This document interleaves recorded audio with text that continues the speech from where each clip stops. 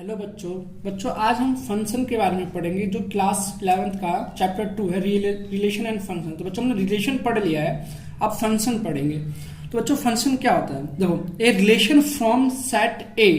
बच्चों ये कहता है कि एक रिलेशन जो सेट ए से सेट बी में हो इस set to be a function. अगर सेट फंक्शन उसे कहेंगे इफ एवरी एलिमेंट्स, मतलब जो एवरी एलिमेंट्स हो ऑफ सेट ए, जो सेट ए के सारे एलिमेंट हो has only and only one image in set B, कि जो सेट ए के हैं उसके सारे के इमेज होने चाहिए और केवल एक ही इमेज होना चाहिए। इसको अगर मैं लिखूं सारे एलिमेंट्स को, बच्चों सारे एलिमेंट्स को एक ही इमेज होना चाहिए, एक ही इमेज होना चाहिए। तो मैं अभी आपको एक एग्जांपल के द्वारा समझाता हूं, ठीक है। तो एग्जांपल क्या है बच्चों, जैसे मैंने एग्जांपल लेता हूं सेट ए, इस तरीके से सेट ए, ठीक है, और यहां लेता हूं बच्चों सेट बी। तो मान लो सेट ए में, अभी आपको एग्जांपल के द्वारा समझाएंगे तो आपको ज्यादा समझ आएगा। मान लो सेट ए में 1 2 3 है और सेट बी में बच्चों ए बी सी करके ले चलो। तो इसमें जो कह रहा है कि जो फर्स्ट लेटर वो इसके से रिलेशन में आता है, तो 1 2 3। तो यहां देखोगे, देखो क्या कह रहा है डेफिनेशन कि एवरी एलिमेंट ऑफ सेट ए, तो सेट ए के सारे एलिमेंट्स के इमेज बनना है। देखो 1 का भी इमेज बनना है, 2 का भी इमेज बनना है और 3 का भी इमेज बनना है ना। और एक ही इमेज बनना है, मतलब कि एक ही बार लाइन जा रहा है, तो 1 ए ही दिखा रहा है, 2 का बी के साथ ही हो रहा है, 3 का सी के साथ हो रहा है। तो ये यस बच्चों ये फंक्शन है, यस ये फंक्शन है। क्यों है? क्योंकि एवरी एलिमेंट का एक ही इमेज बन रही है। देखो एवरी एलिमेंट का एक ही इमेज। देखो एक और एग्जांपल समझाते हैं आपको। जैसे मान लो कोई सेट ए है और सेट बी है, तो बच्चों इसका कैसे होगा, देखो तो सेट ए में मान लो फिर से है 1 2 3 और सेट बी में आपको दे रखा है इस तरीके से ही ए बी सी। तो अब बच्चों देखोगे जो सेट ए है ना उसके ए के साथ भी रिलेशन है और बी के साथ भी है, 2 का बी के साथ तो था ही और 3 का बी के साथ है ही। तो अब ये देखोगे आप कि सेट ए के एवरी एलिमेंट्स की इमेज तो बन रहे हैं, एवरी एलिमेंट्स के इमेज तो बने, पर एक के दो बने हैं, एक का ए के साथ भी है और एक का बी के साथ भी है। तो बच्चों ये नॉट फंक्शन है। क्या है? Not function. इस तरीके से समझना है, ठीक है। एक बार और समझा देते हैं कि एवरी एलिमेंट्स, बस इतना याद रखना है आपको, every elements of set A has only and only one image in set B, कि उसका एक ही इमेज होना चाहिए। तो एवरी एलिमेंट का देखो, एवरी एलिमेंट था इसमें और सबका एक इमेज बनना था, पर इसमें देखोगे कि 1 2 3 सबके इमेज हैं, 1 2 3 सबके इमेज है, पर 1 के 2 इमेज हैं। क्या है बच्चों? 2 इमेज है, तो वो फंक्शन नहीं होगा। चलो एक और एग्जांपल लेके समझाते हैं आपको। इसी तरीके से मान लो सेट ए है और यहां सेट बी है, इसी तरीके से फिर मैंने इसमें वैल्यू ले ली, आपको समझ में आएगा 1 2 3 और यहां ए बी सी। तो आप देखोगे बच्चों कि 1 का ए के साथ भी है, 2 का बी के साथ भी है। तो ये बताओ फंक्शन है कि नहीं है? तो हमारा क्या रूल था? देखो रूल ये था कि एवरी एलिमेंट का होना चाहिए। तो देखो सेट ए में सारे के रिलेशन बनने हैं, ये तो ही नहीं बनने। जब सारे के नहीं बनने तो हम लिख दोगे बच्चों नॉट फंक्शन। क्या लिख दोगे? नॉट फंक्शन, ठीक है। सबका बनना चाहिए, चाहे एक छूट गया तो बच्चों वो फंक्शन नहीं होगा, सबके बनने चाहिए ए में। बी सेट बी में छूट गया कोई दिक्कत नहीं, उससे कोई दिक्कत नहीं है हमें, ठीक है। अब जैसे एक और एग्जांपल ऐसे आपको समझाता हूं मैं, एक लास्ट एग्जांपल कि ये सेट ए है और ये सेट बी है ना। इसमें जैसे बच्चों 1 2 3 था और इसमें बच्चों ए ही है। तो आप देखोगे ए के साथ भी ए है, 2 के साथ भी ए है और 3 के साथ भी ए है। तो अब इसमें आप देखोगे कि एवरी एलिमेंट के इमेज है और सबका एक ही इमेज बन रहा है, इसमें अलग नहीं बनना है। देखो अगर मैं इसको लिखूं रोस्टर फॉर्म में तो 1 के साथ ए भी होगा, 2 के साथ भी ए होगा और 3 के साथ भी ए होगा ना। तो ये आप देखोगे कि सबके इमेज बन रहे हैं और सबके एक ही इमेज बन रहे हैं, कोई अलग तो नहीं बना ना। तो यस ये फंक्शन है, ये लिख दोगे यस, ठीक है बच्चों। इस तरीके से आपको समझ के करना है सवाल। अब हम फंक्शन के कुछ टाइप्स होते हैं उसके बारे में जो इंपॉर्टेंट पढ़ाते हैं, फिर एक्सरसाइज में सॉल्व करेंगे, ठीक है बच्चों।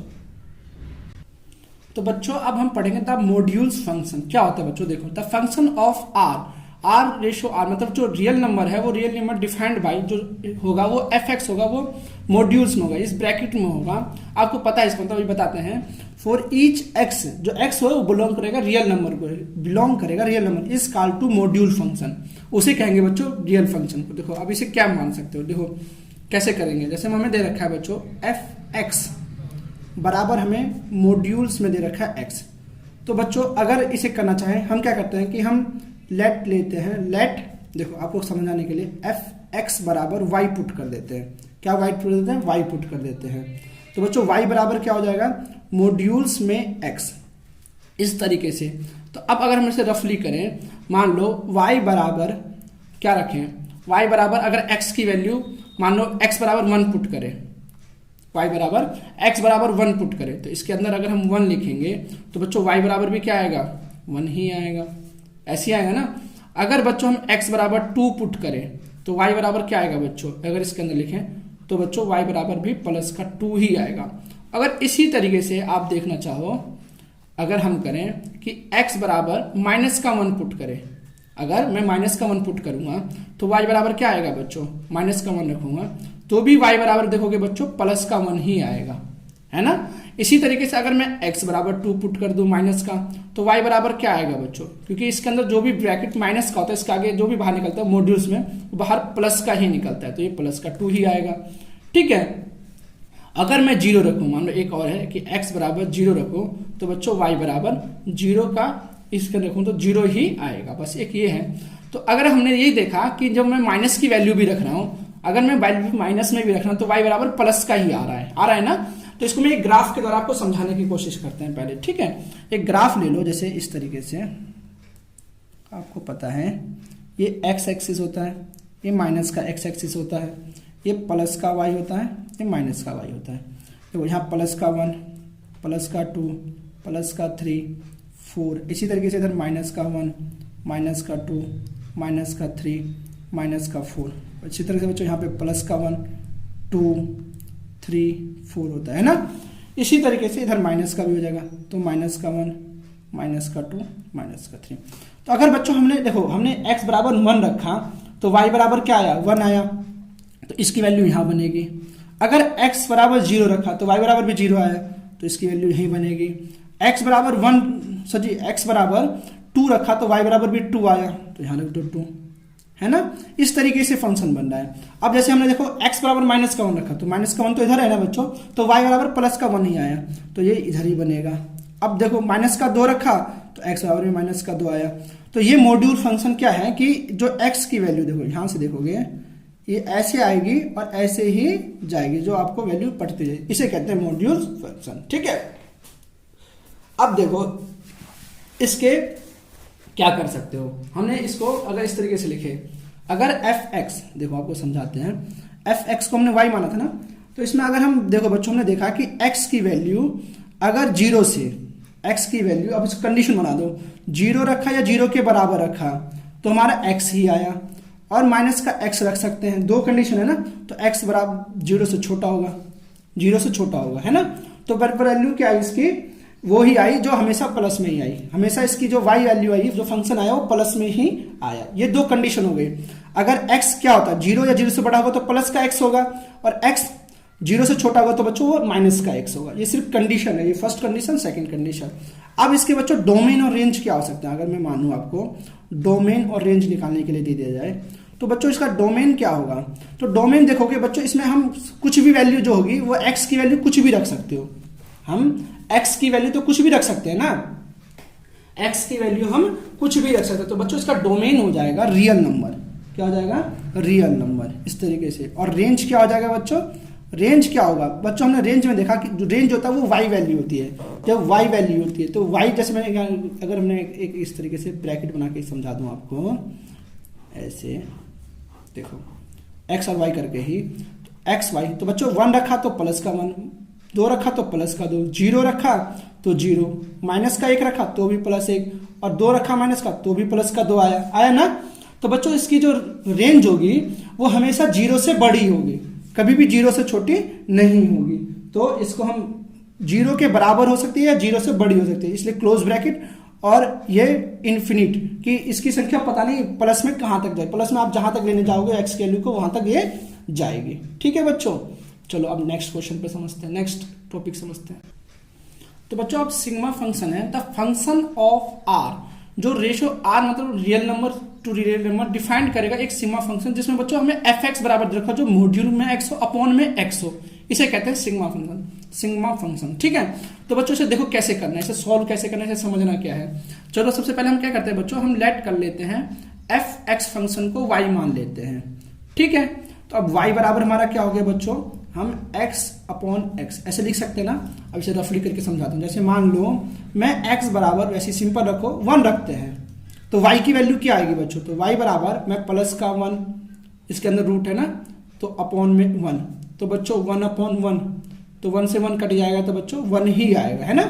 इस तरीके से अगर मान लो मैं x बराबर 2 पुट करता हूं, इसलिए समझाना है कि ये फंक्शन क्या कह रहा है, सिग्मा फंक्शन होता क्या है। तो देखोगे अब x बराबर 2 रखूंगा तो y बराबर क्या आएगा बच्चों, y बराबर क्या आएगा, तो यहाँ 2 है अपॉन में इसके भी 2 आ जाएगा, तो इसके बाहर तो बच्चों 2 है, 2 से 2 कट गया 1 बार में, तो y की वैल्यू फिर भी 1 आई। अगर मान लो मैंने x बराबर 0 रखा, कुछ भी रख सकते हैं आप, मैं सिर्फ सिंपल समझाने के लिए, अगर x बराबर 0 रखा तो y बराबर क्या आएगा बच्चों, 0 अपॉन में 0, तो फिर बच्चों 0 ही आएगा। अगर मैंने मान लो बच्चों x बराबर माइनस का 1 रखा, माइनस का 1 रखा, तो क्या वैल्यू आएगी बच्चों, तो y बराबर देखोगे कि माइनस का 1 इस मॉड्यूल फंक्शन में अपॉन में माइनस का 1, तो आपको पता है जब इससे बाहर निकलता है तो हमने पिछले मॉड्यूल फंक्शन में कि प्लस का x हो जाए, प्लस का 1 हो जाएगा, अपॉन में माइनस का 1 है, तो इससे बच्चों कटेगा तो क्या आ जाएगा, माइनस का 1 हो जाएगा। इसी तरीके से आप देखोगे कि x बराबर माइनस का 2 रखने पर y बराबर क्या आएगा, तो माइनस का 2 मॉड्यूल फंक्शन अपॉन में माइनस का 2, तो अगर ये माइनस का 2 बाहर आएगा तो प्लस का 2 हो जाएगा, और नीचे माइनस का 2 है ही, तो माइनस से माइनस कट जाएगा, तो बच्चों ये माइनस का 1 हो जाएगा। तो इसे समझने के लिए अब हम क्या कर लेते हैं, हम देखते हैं इसको ब्रैकेट में बना लेते हैं। पहले इसको एक, जैसे हमने 9th और 10th क्लास में किया था, इसको सोल्व करने के लिए, समझाने के लिए, देखो अगर एक्स वाई, तो हमने प्लस का 1 रखा तो प्लस का 1 आया, 2 रखा तो भी प्लस का 1 आया, देखो 2 वैल्यू रखी तो 1 ही आया था ना, 0 रखा तो 0 आया, माइनस का 1 रखा तो भी प्लस माइनस का 1 आया, है ना, माइनस का 1 रखा तो भी माइनस का 2 रखा तो भी माइनस का 1 आया, माइनस का 2 रखा तो भी माइनस का 1 आया। ऐसे में माइनस का 3 रखूंगा तो माइनस का 1 ही आएगा, जिस तरीके से है। तो बच्चों पहले इसे ग्राफ से समझते हैं आप। सबसे पहले देखो मान लो एक फंक्शन इसी तरीके से, जैसे हमने पिछले उसमें किया था, ये x है, ये माइनस का x होता है, ये y एक्सिस प्लस का होता है, ये माइनस का y एक्सिस होता है। तो देखो 1 2 3 4, अब यहाँ देखो माइनस का 1 माइनस का 2 माइनस का 3, तो बच्चों 1 2 में से ज़्यादा 1 और 2, इस तरीके से। अब आपने देखा कि मैं y की वैल्यू कुछ भी रख रहा हूँ, देखो अगर 0 रख रहा हूँ तो 0 आ रहा है ना बच्चों, 0 रख रहा हूँ तो y की वैल्यू 0 आ रही है, 1 रख रहा हूँ तो भी 1 आ रही है, 2 रखूंगा तो भी बच्चों 1 आएगी, इस तरीके से 3 रखूंगा तो भी 1 आएगी। मैं x की वैल्यू पॉजिटिव में कुछ भी रखूं तो y की वैल्यू क्या आएगी बच्चों, y की वैल्यू 1 आएगी, क्या आएगी, 1 आएगी। इसी तरीके से अगर आप माइनस में रखोगे x की वैल्यू, माइनस में 1 में रखोगे तो वैल्यू क्या आएगी, माइनस का 1, 2 रखूंगा तो माइनस का 2 आएगा, ऐसी अगर माइनस का 3 रखा तो बच्चों तब भी वैल्यू माइनस का 1 आएगी ना, तो यहाँ माइनस का 3 आएगी। इसी तरीके से जितना भी बढ़ाता जाऊंगा तो इसकी वैल्यू माइनस का 1 ही आएगी, 1 से ज्यादा नहीं आ सकती। अब इसके कंडीशंस देखो क्या हो सकते हैं, हमें एफ एक्स फंक्शन दे रखा था, तो इसमें 3 कंडीशन हो सकते हैं जो हम एक्स की वैल्यू रख सकते हैं। तो बच्चों इसकी कंडीशन हो जाएगी कि x बराबर 1 रहेगा, कब रहेगा बच्चों 1, जब x बड़ा होगा 0 से। अगर 0 से बड़ा है तो सारी वैल्यू क्या आ रही है, 1 आ रही है, और 0 आ रही है जब x बराबर 0 होगा। अगर मैं 0 रखा, जैसे मैंने यहाँ x बराबर 0 रखा तो y बराबर 0 आया था ना, इसी तरीके से। और 1 से छोटा, मतलब 0 से छोटा रखूं मैं, अगर मैं इसकी वैल्यू 0 से माइनस से छोटी रखूं तो बच्चों क्या आ रहा था, सिर्फ माइनस का 1 आ रहा था। ये इसके कंडीशन हो गए। ठीक है बच्चों, आशा करता हूं समझ में आया होगा। ठीक है, अब इसके डोमेन और रेंज क्या होंगे बच्चों। तो डोमेन तो हम x की वैल्यू तो कुछ भी रख सकते हैं, इसकी वैल्यू तो हम कुछ भी रख सकते हैं ना, x की जगह तो मैं कुछ भी पुट करता हुआ चला जाऊं। मैंने मान लो x बराबर 100 रख दिया, x बराबर 100 रख दिया, तो y बराबर क्या आएगा बच्चों, देखो मैंने अभी समझाया था, एक बार और समझ लो, अपॉन में 100, तो 100 का मॉड्यूल्स बाहर निकलेगा 100/100, तो इसका मॉड्यूल फंक्शन 1 आएगा, सिर्फ आएगा ना 1। इसी तरीके से आप देखोगे तो डोमेन में क्या रख सकता हूँ, रियल नंबर में कुछ भी रख सकता हूँ, है ना। पर रेंज जो होगी इसकी बच्चों वो मजेदार है। देखो रेंज क्या होगी, या तो -1 होगा, या 0 हो सकती है, या +1, बस इससे ज्यादा इसकी रेंज नहीं हो सकती। जो वैल्यू आएगी वो सिर्फ इसी के अंदर आएगी। ठीक है बच्चों, चलो ठीक है, अब नेक्स्ट क्वेश्चन, नेक्स्ट एग्जांपल समझते हैं। तो बच्चों लास्ट टॉपिक है इस फंक्शन का, ग्रेटेस्ट इंटीजर फंक्शन क्या होता है। देखो the function of r relation to r defined by f(x). बच्चों हमें फंक्शन जो होगी वो इस तरीके से होगी, f(x) बराबर होगा हमें इस तरीके से x क्लोज ब्रैकेट में, x बिलोंग करेगा r को, assume the value of greatest integers less than या इक्वल टू x होना चाहिए। वो लेस देन होना चाहिए या उससे इक्वल होना चाहिए, उससे छोटा होना चाहिए या उसके बराबर होना चाहिए। तो ये ध्यान से समझना कि फंक्शन होता क्या है। तो सबसे पहले हम आपको समझाते हैं कि हम करते हैं क्या, लेट कर लेते हैं f(x) फंक्शन को y मान लेते हैं। क्या मान लेते हैं, y। तो y बराबर आपका क्या हो गया, क्लोज ब्रैकेट में x। तो अब इसको समझाने के लिए पहले मैं आपको 2-3 चीजें बता देता हूं। जैसे बच्चों समझो कि अगर ब्रैकेट में x क्लोज ब्रैकेट में है, तो अगर x बराबर -1 है तो ये किसके लिए होगा बच्चों, 4 -1 से इक्वल और x से ग्रेटर देन और 0 से छोटे, जो भी वैल्यू आएगी इसके बीच की जो भी वैल्यू आएगी वो -1 के बराबर होगी। जैसे मान लो, समझा देते हैं आपको, जैसे मान लो हमने x बराबर 0.5 ले लिया, ये 0 और इसके बीच में आता है, ये 0 और 1 के -1 और 0 के बीच में आता है ना बच्चों। तो x बराबर अगर 0.5 इस तरीके से है तो इसकी वैल्यू क्या हो जाएगी, इसकी वैल्यू बच्चों माइनस का 0.5, हाँ थोड़ा एक बार 0.5 के बीच में -0.5 है ना, तो इसकी वैल्यू क्या हो जाएगी बच्चों, -1 हो जाएगी, अगर ये माइनस में है 0.5। ठीक है ना, 0 और -1 के बीच में तो यही वैल्यू आएगी। तो इसको इस तरीके से समझें कि इसकी फंक्शन जो हो जाएगी वो -1 ही हो जाएगी। ग्रेटर, देखो यहाँ क्या रखा ना कि ग्रेटेस्ट वैल्यू जो है लेस देन और इक्वल टू x होनी चाहिए, उससे छोटी होगी या उसके बराबर होनी चाहिए। ठीक है, तो हम उसको -1 मानेंगे। तो माइनस में जो होता है वो छोटा संख्या जो -1 है, जो -1 है और 0 में छोटी कौन सी है, वो -1 छोटी है, तो इसके इक्वल ही मानी जाएगी। ऐसे एक और एग्जाम्पल समझाता है, अगर समझ में नहीं आया तो देखो, हमें f(x) बराबर अगर 0 आएगा 4 किसके लिए, अगर 0 से इक्वल हो या ग्रेटर हो और x से बड़ी हो और 1 से बीच में हो। अब देखो समझाता हूं कैसे, देखो इस तरीके से यहाँ पे अगर मान लो x बराबर, जैसे यहाँ दे रखा था 0.3 दे रखा है प्लस का, तो ये बच्चों हमारे किसके बीच में आती है, 0 और 1 के बीच में आती है, 0 और 1 के बीच में ही आती है ना। तो y बराबर अगर ऐसे ही दे रखा हो 0.3, तो इसकी वैल्यू बच्चों y बराबर 0 ही हो जाएगी। क्या हो जाएगी बच्चों, 0 ही हो जाएगी। 0 और 1 के बीच में क्या हो जाएगी बच्चों, 0, छोटी संख्या है, इक्वल ये लेस देन होने चाहिए, तो ये 0 हो जाएगा। इसी तरीके से अब आप समझाता हूं, मान लो f(x) बराबर हमें 1 दे रखा हो, क्या दे रखा हो, 1 दे रखा हो, तो ये किसके लिए 1 होगा बच्चों, y की वैल्यू किसके लिए होगी, अगर ये 1 से इक्वल और 2 से छोटा हो, इस तरीके से वैल्यू। देखो ये कंडीशन ध्यान रखना है कि 1 के इक्वल भी हो सकता है और 1 से बड़ा भी हो। मान लो अगर x बराबर 1 दे रखा है, तो सिंपल है कि y बराबर भी 1 होगा, इसकी वैल्यू अगर बाहर आएगी तो y बराबर 1 ही होगा। अगर मान लो x बराबर 1.3 दे रखा हो, तो y की वैल्यू क्या हो जाएगी, 1.3, इसकी वैल्यू हो जाएगी y बराबर सीधा 1 हो जाएगी। ये होता है ग्रेटेस्ट इंटीजर फंक्शन। ठीक है, x की वैल्यू माइनस का छोटी वाली वैल्यू फंक्शन में मानी जाएगी। ठीक है, इससे इसके बीच में रखेगी तो उसकी वैल्यू इतनी ही कंडीशन रहेगी, मतलब अप्लाई रहेगी। अगर एक और एग्जांपल, जैसे मान लो f(x) बराबर हमें दे रखा हो 2, तो बच्चों इसकी वैल्यू सिंपल है कि ये 2 से इक्वल या ग्रेटर देन और 3 से छोटी होगी, तो उसकी वैल्यू सारी क्या, अगर इसके बीच में कोई भी डिजिट होगी x की, इसके ये समझना है कि इसमें बीच में कोई भी डिजिट होगी तो उसकी वैल्यू कितनी होगी, 2 होगी, बस इतना ही कंडीशन है।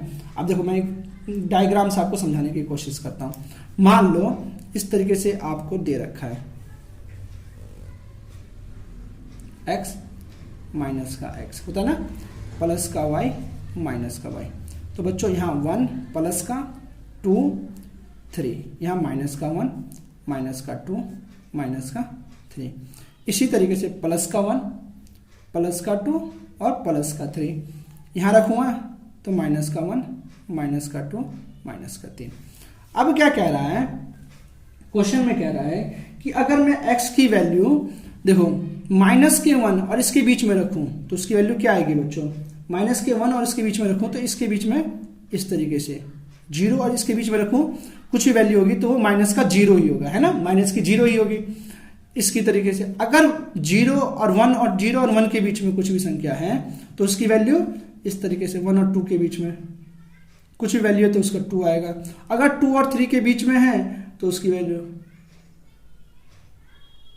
x की वैल्यू 2 और 3 के बीच में कुछ भी आएगा तो उसकी वैल्यू हमें हमेशा 2 रहेगी। क्या रहेगी बच्चों, देखो यहां देखना है, समझना आपको यहां है कि अगर 1 और 2 के बीच में कोई भी वैल्यू रखोगे तो x बराबर 1 ही, y बराबर 1 ही रहेगा। देखो यहां समझो कि 1 और 2 के बीच में x की वैल्यू कुछ भी लिखोगे तो y की वैल्यू 1 कांस्टेंट रहेगी। अगर 2 और 3 के बीच में कुछ भी वैल्यू रखोगे तो y की वैल्यू 2 ही रहेगी। अगर 3 और 4, मान लो यहाँ 4 होता तो अगर इसके बीच में कोई भी वैल्यू रखोगे तो उसकी वैल्यू बच्चों 3 और ये ही रहेगी, है ना, 3 और 4 में रखोगे तो 3 ही रहेगी। ये समझना है। अब देखो इधर माइनस में कि 0 और 1 के बीच में कोई वैल्यू रहेगी तो -1 ही रहेगी। अगर 2 और -1 के बीच में रहेगी तो इसकी वैल्यू बच्चों -2 रहेगी। ये नहीं कि 1 रहेगी, माइनस छोटा होता है ना इसमें, ये तो ये वैल्यू रहेगी, याद रखना। जैसे मान लो एग्जाम्पल की तरह समझ लो कि x बराबर -1.3 है ना, तो इसकी y की वैल्यू क्या होगी, तो -1.3। तो 1.3 किसके बीच में आता है बच्चों, तो बच्चों -1.3 -2 और -1 के बीच में आता है ना। तो इसमें छोटी संख्या कौन सी है, -2, तो y बराबर -2 रहेगा। ये ध्यान रखना है, समझ में आ गया। थोड़ा पिक्चर आगे पीछे होगा आप समझ लें।